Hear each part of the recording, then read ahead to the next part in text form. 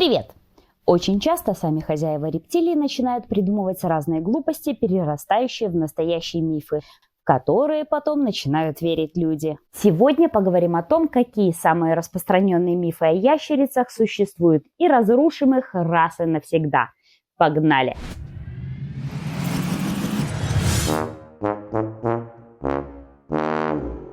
Абсолютно глупый миф, появившийся из ниоткуда. Чтобы поверить в это, нужно ни разу не видеть и даже не слышать ничего о рептилиях.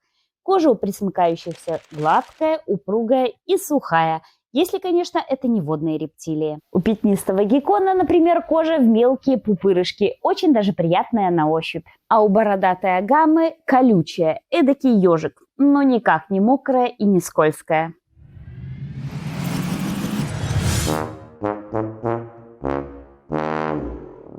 Такое, конечно, возможно, что рептилия заболела и отказывается от еды, но намного чаще причинами голодания питомца являются абсолютно другие вещи. Как я уже говорила в предыдущем ролике, ящеры очень часто устраивают себе разгрузочные голодания. Чтобы понять, все ли в порядке с рептилией, обрати внимание на цвет кожи животного. Если он не такой яркий, как обычно, возможно, твой питомец со дня на день скинет старую шкурку, отдохнет и снова начнет кушать. Кстати, большинство ящеров съедают свою кожу после линьки, поэтому и не голодны. Кроме того, пресмыкающиеся могут голодать по другим причинам. Например, во время гона. Это период активного полового влечения или из-за резкой смены климата, а также перед началом сезона зимовки.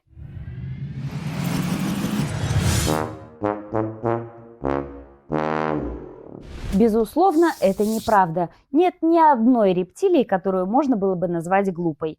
Ящерицы отличаются между собой по интеллекту, который зависит от вида ящерицы. Гекконы, конечно, не такие сообразительные рептилии, а вот вараны и игуаны очень умные существа. Их даже можно приучить к горшку и водить на прогулки, а бородатые агамы отлично ориентируются в квартире. Даже если сделать перестановку мебели, достаточно полчаса, и твой бородатый дракон отыщет свой дом. Жора, например, за 2 дня выучил, что такое лестница и как забраться в террариум самостоятельно.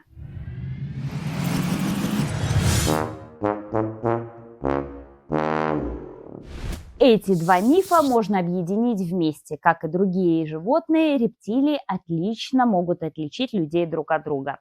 Некоторые даже выбирают члена семьи, которого больше любят, в то время как с другими плохо контактируют. И дело даже не в разнице температур тела или времени, которое уделяет питомцу тот или иной человек.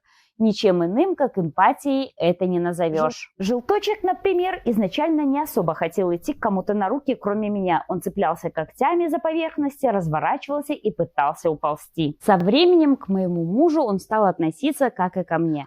А Жора даже сейчас кушает охотнее из моих рук. Если меня нет дома во время его кормежки, он может полностью игнорировать пищу.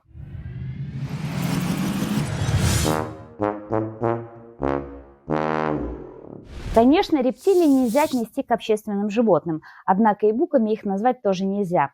Очень часто рептилии даже любят, когда им уделяют много времени, хотя в диких условиях им это противоестественно. Приручение к рукам нужно начинать с самого первого дня, как только ящерка оказалась у тебя дома. Из собственного опыта скажу, что с эублефарчиком мне повезло больше. Он приехал ко мне уже в возрасте и ручным. Он довольно часто всем своим видом дает понять, что хочет на ручки, и с удовольствием проводит со мной время, укладываясь на мне спать. А вот агамыш появился в моем доме в 2-недельном возрасте.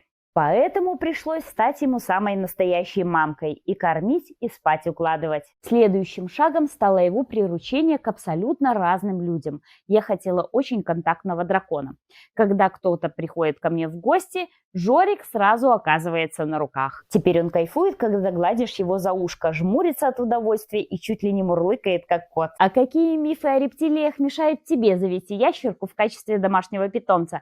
Оставь комментарий под этим видео, и в следующих роликах я разрушу все твои страхи. Не забудь поставить палец вверх, нажать колокольчик и подпишись на мой канал, чтобы не пропустить новое видео. На этом на сегодня все. Пока!